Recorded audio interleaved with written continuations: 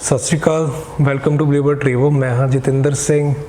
तो अज की वीडियो आप गल करांगे कि शैनगन के किहड़ी कंट्रीज़ ने जिथे हुण वीज़ाज आ रहे हैं, किहड़ी कंट्रीज़ जिथे तुहानूं अपलाई करना चाहिए, तो किवें दी प्रोफाइल्स ने जिन्हां दे वीज़ा आ रहे हैं, या जो पिछे साडे भी वीज़ा आए सी, या जो भी सानूं रिजल्ट ऑबजर्व असीं कीता है उहदे बेस ते किवें दी प्रोफाइल्स ने जिन्हां दे वीज़ा आए ने, तो किवें दी प्रोफाइल होणीआं चाहीदियां ने जिन्हां बारे आपां कह सकदे कि वीज़ा आउण दे जिहड़े चांस वो वधिया रहणगे। एक इत्थे गल याद रखियो कि वीज़ा दे जिहड़े असीं चांस दस सकदे हां, वीज़ा आउणा है या नहीं आउणा उहदे बारे कोई भी नहीं दस सकदा, क्योंकि काफ़ी क्वेरीज एवें दी हुंदी है कि श्योर शॉट वीज़ा आ सकदा है कि नहीं। श्योर शॉट वीज़ा पहली गल कोई नहीं हुंदा, कोई भी श्योर शॉट वीज़ा नहीं करवा सकदा। वो एक सिर्फ ट्रिक हुंदी है एप्लीकेंट नूं प्रमाण दी, एप्लीकेंट नूं उहदे च धोखे च रखण वाली गल, क्योंकि कोई भी कंसलटेंट जिहड़ा है वो 100% वीज़ा की गारंटी नहीं दे सकता। कहण दी गल होर हुंदी है, किसी नूं कहता वो आ गया तो लग गया, वो उस केस चों कह सकदा कि इन्हें मैनूं 100% किया सीगा ते वीज़ा भी आ गया।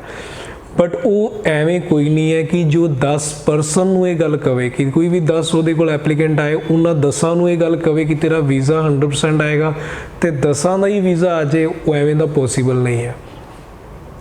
इस करके जिहड़ा जदों भी तुसीं वीज़ा अपलाई करते हो शैनगन कंट्रीज़, भावें तुसीं ब्लूबर्ड के थ्रू कर रहे हो या कितों भी वीज़ा अपलाई कर रहे हो, तो ये गल हमेशा याद रखियो कि वीज़ा जिहड़ा है वो रिफ्यूज़ हो सकता है। कुछ केस एवें दे हुंदे ने जिहदे विच वीज़ा जिहड़ा है ऑलमोस्ट कह सकते हैं कि वीज़ा निकल ही जाता है, कि कोई टावा केस ही हुंदा, कोई विरला केस हुंदा जिहदे च वीज़ा रिफ्यूज़ हुंदा। वो किवें दे केस हुंदे आ, जे किसी दी ट्रैवल हिस्टरी USA दी है कि वो USA ट्रैवल कीता ते दैन अपलाई कीता ते वीज़ा आउण दे जिहड़े चांस ने वो बहुत हाई हुंदे ने, ते जां किसी ने कैनेडा ट्रैवल किया होया दैन उन्हें वीज़ा अपलाई किया, दैन भी वीज़ा दे जिहड़े चांस ने बहुत वधिया हुंदे ने।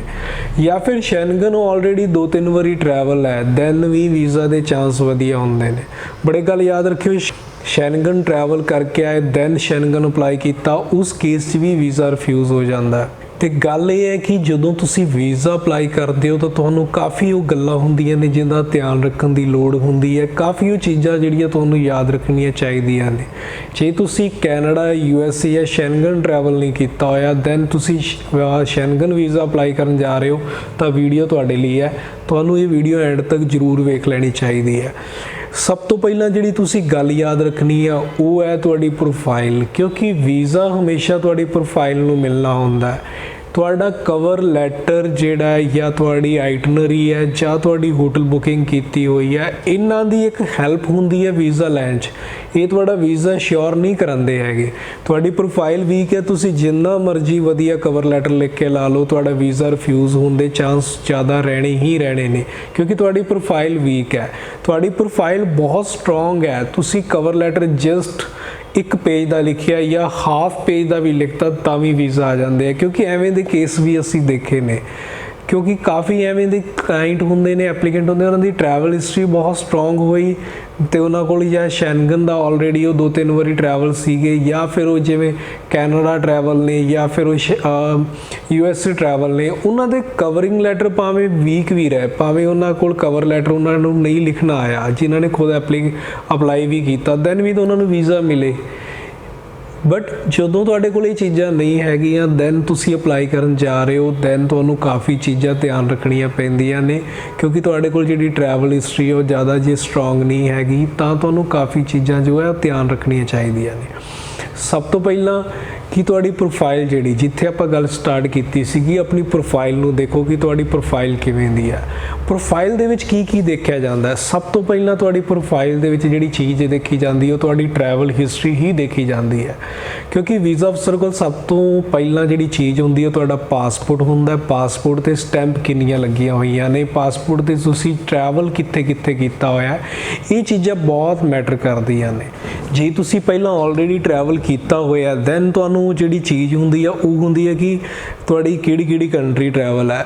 जे वो वधिया कंट्रीज ट्रैवल है, ट्रैवल हिस्टरी स्ट्रोंग है, वीज़ा अफसर का मन उत्थों बन जाता तुहानूं वीज़ा देंदा। ते नैक्सट पार्ट आउंदा है तुहाडा इनकम प्रूफ, कि तुहाडी इनकम किवें दी है। जे तुहाडी इनकम स्टेबल है, ਕੰਟੀਨਿਊ ਤੁਹਾਨੂੰ ਇੱਕੋ ਜਿਹੀ ਇਨਕਮ ਆ ਰਹੀ ਹੈ ਉੱਤੇ ਉਹ ਇਨਕਮ ਜਿਹੜੀ ਆ ਉਹ 30+ ਹੈ ਜੇ ਤੁਸੀਂ ਇਕੱਲੇ ਟਰੈਵਲ ਕਰ ਰਹੇ ਹੋ। ਜੇ ਤੁਸੀਂ ਆਪਣੇ ਸਪਾਊਸ ਨਾਲ ਟਰੈਵਲ ਕਰ ਰਹੇ ਹੋ ਤਾਂ 40 ਦੇ ਆਸ-ਪਾਸ ਹੋਵੇ। ਤੁਹਾਡੀ ਦੋਵਾਂ ਦੀ ਮਿਲਾ ਕੇ ਵੀ ਜੇ 40 ਬਣ ਰਹੀ ਹੈ ਦੈਨ ਵੀ ਤੁਹਾਡੀ ਜਿਹੜੀ ਇਨਕਮ ਹੈ ਉਹ ਐਲੀਜੀਬਲ ਹੋ ਜਾਂਦੀ ਹੈ। ਤੇ ਉਸ ਤੋਂ ਬਾਅਦ ਜਿਹੜਾ ਨੈਕਸਟ ਪਾਰਟ ਹੁੰਦਾ ਉਹ ਹੈ ਤੁਹਾਡੀ ਬੈਲੈਂਸ, ਤੁਹਾਡੇ ਅਕਾਊਂਟ 'ਚ ਫੰਡਿੰਗ ਕਿੰਨੀ ਆ। ਜੇ ਤੁਹਾਡੇ ਅਕਾਊਂਟ 'ਚ ਫੰਡਿੰਗ ਓਕੇ ਪਈ ਹੋਈ ਹੈ ਦੈਨ ਤੁਹਾਡੇ ਵੀਜ਼ਾ ਦੇ ਜਿਹੜੇ ਚਾਂਸ ਨੇ ਉਹ ਵਧੀਆ ਰਹਿਣਗੇ। ਇੱਕ ਗੱਲ ਯਾਦ ਰੱਖੋ ਕਿ ਜੇ ਤੁਹਾਡੀ ਟਰੈਵਲ ਹਿਸਟਰੀ ਇੱਥੇ ਬਿਲਕੁਲ ਨਹੀਂ ਹੈ, ਤੁਹਾਡਾ ਬਿਲਕੁਲ ਫਰੈਸ਼ ਪਾਸਪੋਰਟ ਗਿਆ, ਸ਼ੈਂਗਨ ਦੇ ਵਿੱਚ ਫਰੈਸ਼ ਪਾਸਪੋਰਟ ਤੇ ਵੀਜ਼ਾ ਆਉਂਦੇ ਨੇ ਵੀ ਯਾਦ ਰੱਖਿਓ। ਅਸੀਂ ਖੁਦ ਹੁਣ ਰਿਸੈਂਟ 'ਚ ਅਸੀਂ ਫਰੈਸ਼ ਪਾਸਪੋਰਟ ਤੇ ਵੀ ਵੀਜ਼ਾ ਲਏ ਨੇ, ਫਰੈਸ਼ ਪਾਸਪੋਰਟ ਤੇ ਵੀ ਵੀਜ਼ਾ ਆਏ ਨੇ। ਫਰੈਸ਼ ਪਾਸਪੋਰਟ ਦੀ ਵੀਜ਼ਾ ਕਿੰਨਾਂ ਦੇ ਆਉਂਦੇ ਨੇ? ਜਿਨ੍ਹਾਂ ਦੀ ਇਨਕਮ ਪ੍ਰੂਫ ਜਿਹੜੀ ਆ ਕਾਫੀ ਸੋਲਿਡ ਨੇ, ਹਸਬੈਂਡ ਵਾਈਫ ਨੇ ਅਪਲਾਈ ਕਰ ਰਹੇ ਨੇ, ਜੇ ਉਹਨਾਂ ਦੇ ਦੋਵੇਂ ਵਰਕਿੰਗ ਨੇ ਤੇ ਵੀਜ਼ਾ ਦੇ ਚਾਂਸ ਜਿਹੜੇ ਨੇ ਉਹ ਕਾਫੀ ਹਾਈ ਹੋ ਜਾਂਦੇ ਨੇ। ਉਸ ਤੋਂ ਬਾਅਦ ਜੇ ਮੰਥਲੀ ਸੈਲਰੀ ਉਹਨਾਂ ਦੀ ਵਧੀਆ ਆ ਰਹੀ ਹੈ, 60-70 ਹਜ਼ਾਰ ਰੁਪਏ ਮੰਥਲੀ ਸੈਲਰੀ ਆ, ਗਵਰਨਮੈਂਟ ਜੌਬ ਤੇ ਹੈਗੇ ਨੇ, ਉਹਨਾਂ ਦੀ ਇੱਕ ਪੈਨਸ਼ਨ, ਕਿਉਂਕਿ ਗਵਰਨਮੈਂਟ ਜੌਬ ਵਾਲਿਆਂ ਨੂੰ ਕੀ ਬੈਨੀਫਿਟ ਹੁੰਦਾ ਕਿ ਉਹਨਾਂ ਨੂੰ ਇੱਕ ਪੈਨਸ਼ਨ ਮਿਲਣੀ ਹੁੰਦੀ ਹੈ ਉਹਨਾਂ ਦੀ ਰਿਟਾਇਰਮੈਂਟ ਤੋਂ ਬਾਅਦ। ਤੇ ਜਿਹੜੇ ਸੀਰੀਅਸ ਪਰਸਨ ਹੁੰਦੇ ਨੇ ਉਹ ਆਪਣੀ ਜਿਹੜੀ ਜੌਬ ਹੈ ਉਹ ਛੱਡ ਕੇ ਯੂਰਪ 'ਚ ਤਾਂ ਮੂਵ ਨਹੀਂ ਹੁੰਦੇ ਕਿਉਂਕਿ ਉਹਨਾਂ ਨੂੰ ਪਤਾ ਉਹਨਾਂ ਨੂੰ ਪੈਨਸ਼ਨ ਮਿਲਣੀ ਹੈ ਜੇ ਉਹ ਪੂਰੀ ਕੰਪਲੀਟ ਆਪਣੀ ਜੌਬ ਕਰਕੇ ਜਾਣਗੇ। ਤਾਂ ਉਸ ਕੇਸ 'ਚ ਵੀਜ਼ਾ ਅਫਸਰ ਨੂੰ ਵੀ ਪਤਾ ਹੈ ਕਿ ਇਹਨਾਂ ਨੂੰ ਬਾਅਦ 'ਚ ਪੈਨਸ਼ਨ ਮਿਲਣੀ ਹੈ ਤਾਂ ਇੱਥੇ ਚਾਂਸ ਹੈ ਕਿ ਇਹ ਇੰਡੀਆ ਵਾਪਿਸ ਆਉਣਗੇ। ਉਸ ਕੇਸ 'ਚ ਉਹਨਾਂ ਨੂੰ ਵੀਜ਼ਾ ਜਿਹੜਾ ਈਜ਼ੀਲੀ ਮਿਲ ਜਾਂਦਾ ਹੈ। ਇਸ ਕਰਕੇ ਸਾਰੀਆਂ ਚੀਜ਼ਾਂ ਦੇਖੀਆਂ ਜਾਂਦੀਆਂ ਨੇ। ਇਸ ਤੋਂ ਇਲਾਵਾ ਤੁਸੀਂ ਕੋਈ ਜੌਬ ਕਰ ਰਹੇ ਹੋ ਜਾਂ ਬਿਜ਼ਨਸ ਕਰ ਰਹੇ ਹੋ ਜੋ ਸਟੇਬਲ ਹੈ, ਤੁਹਾਡੀ ਚੰਗੀ ਇਨਵੈਸਟਮੈਂਟ ਲੱਗੀ ਹੋਈ ਹੈ ਉਹਦੇ ਵਿੱਚ, ਤੇ ਫਰੈਸ਼ ਪਾਸਪੋਰਟ ਵੀ ਹੈ, ਤੁਹਾਨੂੰ ਵੀਜ਼ਾ ਮਿਲ ਸਕਦਾ ਹੈ। ਬਟ ਜੇ ਤੁਹਾਡੀ ਇਨਕਮ ਮੀਡੀਅਮ ਹੈ ਦੈਨ ਤੁਹਾਨੂੰ ਵੀਜ਼ਾ ਜਿਹੜਾ ਅਪਲਾਈ ਕਰਨ ਤੋਂ ਪਹਿਲਾਂ ਕੁਝ ਟਰੈਵਲ ਹਿਸਟਰੀ ਬਣਾ ਲੈਣੀ ਚਾਹੀਦੀ ਹੈ।